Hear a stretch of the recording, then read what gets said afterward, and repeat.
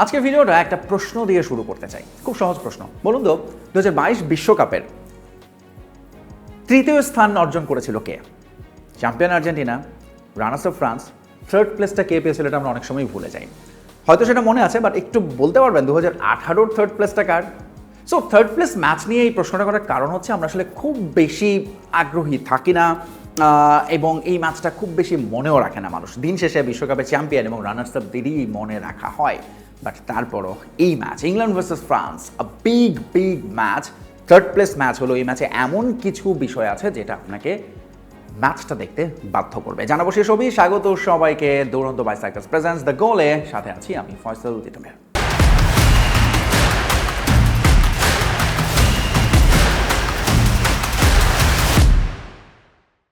একে তো তারার মেলা, এই দুটো দল ফাইনালেও খেলতে পারতো, ভাগ্য সহায় হয়নি সেটাও বলতে হবে।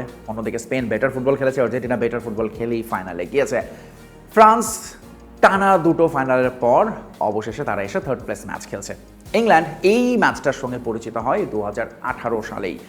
সেবার অবশ্য তাদের তৃতীয় স্থান অর্জন করা হয়নি, বেলজিয়ামের কাছে তারা হেরে গিয়েছিল। তার মানে উত্তরটা পেয়েছেন আমার প্রথম দিকের যে একটা প্রশ্নের। 2018 সালের তৃতীয় স্থান বেলজিয়ামের।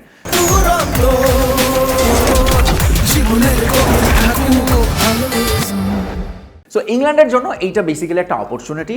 1966 সালে যে তারা যে একবারই বিশ্বকাপ জিতেছিল, তারপরে তারা সেমিফাইনালে উঠেছে আরও দুবার, এটা থার্ড টাইম উঠে বাদ হয়ে গেল এবং তারা থার্ড প্লেস ম্যাচ খেলতে যাচ্ছে, কিন্তু কখনোই এই ম্যাচটা তারা জিততে পারেনি। তাই ইংল্যান্ডের জন্য এই ম্যাচটা বেশি গুরুত্বপূর্ণ যে 1966 সালের পর বেস্ট পজিশনে থেকে বিশ্বকাপ শেষ করার। সেটা কি তারা পারবে?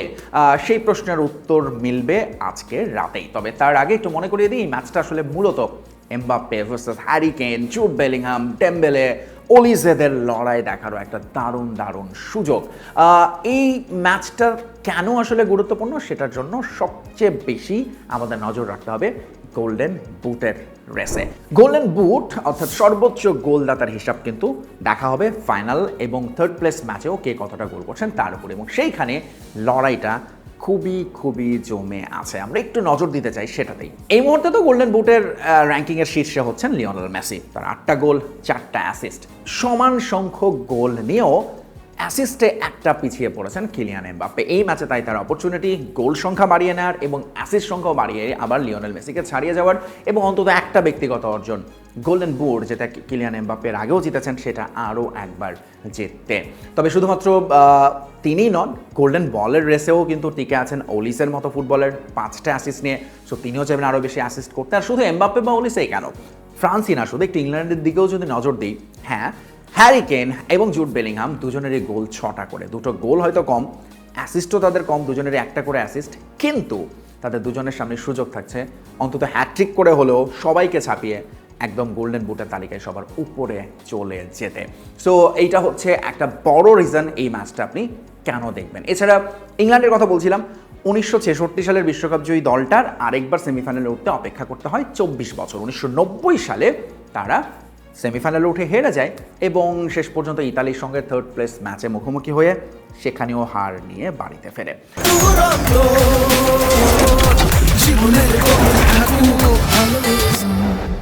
এরপর যখন তারা ফাইনালি আরও 18 এবং 10-28 বছর পর 2018 সালে এসে সেমিফাইনালে যায়, তখন জোরে সোরে ছিল ইট ইজ কামিং হোম, কিন্তু শেষ পর্যন্ত তারাই বাড়ি ফিরে যায় বেলজিয়ামের কাছে থার্ড প্লেস ম্যাচটি হেরে।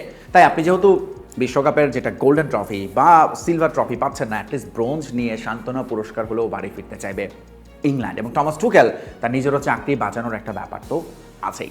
এই ম্যাচে নজর রাখার আরেকটা বড় কারণ হচ্ছে যাদেরকে আমরা এখনও বিশ্বকাপে দেখিনি, স্পেশালি এরকম একজন ফুটবলার নাম যদি আপনি বলেন যাকে আপনি দেখতে চান এবং হয়তো এটাই তার last opportunity, the footballer is N'Golo কান্তে। অসাধারণ একজন মিডফিল্ডার ফ্রান্সের, অথচ তিনি এই দলটার এত সুপারস্টার, এত দীর্ঘ লাইন আপ, সে কারণে তারা সুযোগই হয়নি নামার। একটু ইংল্যান্ডের দিকেও তাকায়, ইংল্যান্ডের এই দলটা তো এমন অনেক ফুটবলার আছেন যারা আসলে এখনও পর্যন্ত মাঠে নামতে পারেননি। তার মধ্যে একজন অন্যতম যাকে নিয়ে খুব আলোচনা হচ্ছে অলি ওয়াটকিন্স। মাত্র 6টা মিনিট সুযোগ পেয়েছেন খেলার এবং একই রকম কথা বলা যায় ইভান টনি। আর্জেন্টিনার সঙ্গে ম্যাচে একেবারে শেষ মুহূর্তে যখন তারা গোল হজম করেছে তারপর তিনি নেমেছিলেন। র্যাশফোর্ড ওই প্রথম ম্যাচে নামলেন, গোল করলেন, তারপর আর র্যাশফোর্ডকেও সেভাবে খেলানো যায়নি। সো তারা যেরকম নামবেন, অন্যদিকে 2018 যে চ্যাম্পিয়ন দলটা, সেই দলটার চ্যাম্পিয়ন প্লেয়ার এনগোলো কান্তে, বয়স 35 হয়ে গেছে।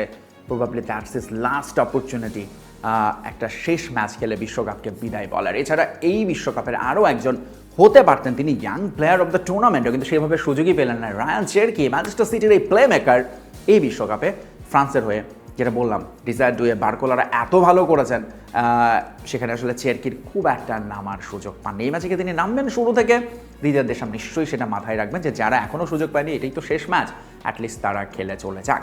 এর বাইরেও প্রত্যেকটা ম্যাচে তো রেকর্ড থাকে, এবং এই ম্যাচে কিছু যেটা বললাম যে কিছু দুর্দান্ত রেকর্ডের সামনে দাঁড়িয়ে আছেন। প্রথমত ফ্রান্সের বস দিদিয়ার দেশাম, এরই মধ্যে বিশ্ব রেকর্ড গড়ে ফেলেছেন। ম্যানেজার হিসেবে বিশ্বকাপে সবচেয়ে বেশি ম্যাচ খেলার 25 ছাড়িয়ে 26তম ম্যাচ খেলেছেন সেমিফাইনালে।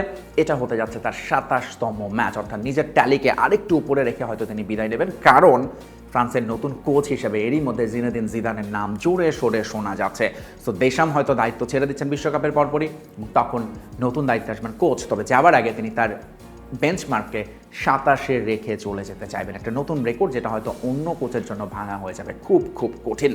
আচ্ছা, রেকর্ডের কথা বলছিলাম। ফ্রান্সের মাইকেল ওলিসে এই মুহূর্তে 5টা অ্যাসিস্ট নিয়ে পেলের ঠিক নিচেই অবস্থান করছেন, অর্থাৎ বিশ্বকাপের অল টাইম অ্যাসিস্টের রেকর্ড একটা বিশ্বকাপে 6টা অ্যাসিস্ট করেছিলেন পেলে, যাকে বলা হয় ফুটবলের জাদুকর। ব্রাজিলিয়ান এই কিংবদন্তির রেকর্ড ছুঁতে হলে এই ম্যাচে শুধু একটা অ্যাসিস্ট করলেই চলবে ওলিসের, এবং সেটা খুব অসম্ভব বা দূরতম কোনো বিষয় না ওলিসের যেভাবে এই টুর্নামেন্টে খেলে চলেছেন।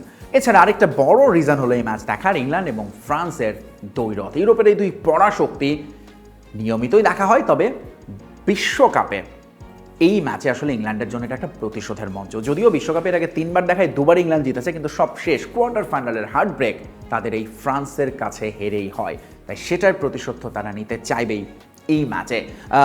ইংল্যান্ড এবং ফ্রান্স এই ম্যাচে আমার প্রেডিকশন একেবারে রিল্যাক্স হয়ে, মেন্টাল ফ্রি হয়ে নিজেরা খেলাটা উপভোগ করতেই নামবে, এবং অনেকগুলো গোল হতে যাচ্ছে এই ম্যাচে। আমার প্রেডিকশন কে জিতবে শেষ পর্যন্ত ফ্রান্সের দিকেই পাল্লাটা ভারী থাকবে, but still is going to be a tight match. হয়তো আমরা 3-2 গোল ম্যাচের একটা পার্থক্য আমরা হয়তো এই ম্যাচে দেখব।